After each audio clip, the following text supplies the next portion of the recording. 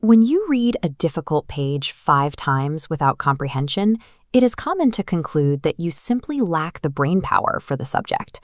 This reaction defines the fixed mindset. It is the assumption that your intelligence is a static, unchangeable capacity that has reached its limit. The growth mindset is based on neuroplasticity, the brain's ability to form new neural connections in response to learning. The brain acts similarly to a muscle, expanding and forming new pathways when challenged by new information. Struggling with complex material provides the friction necessary to build these connections. Without this difficulty, the brain has no reason to adapt or change. The frustration felt during a difficult study session confirms you are working at the edge of your current ability, which is the primary requirement for expanding your cognitive capacity. Consider a mechanical failure. If a kite you are flying suddenly loses altitude and crashes onto a crowded terrace, you look for a cause. You might check the wind speed or adjust the string's length. You do not conclude that you are biologically incapable of flying a kite. Academic subjects work the same way.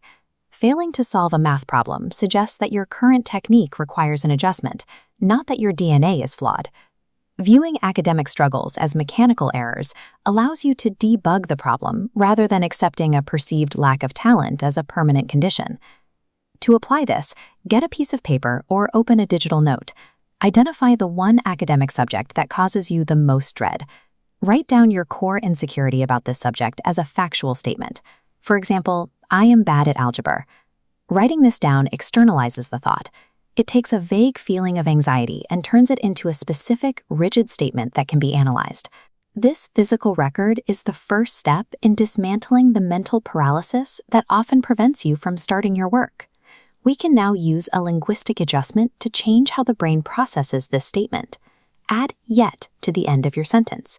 I am bad at algebra. Yet. The statement shifts from a red error state to a green success state, changing from failure to progress. The loading icon indicates the brain enters a receptive state, actively acquiring the skill. This change helps lower the stress response associated with the subject, making it easier to begin the actual work of problem solving. A change in perspective is only effective if it leads to physical action. Create an action blueprint.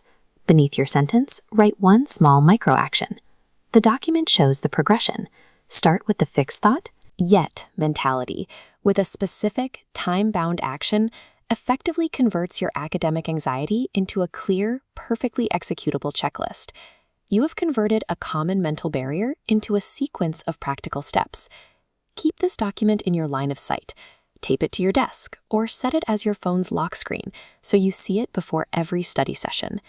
When you encounter a difficult concept in the future, look at the word yet on your note before deciding to take a break.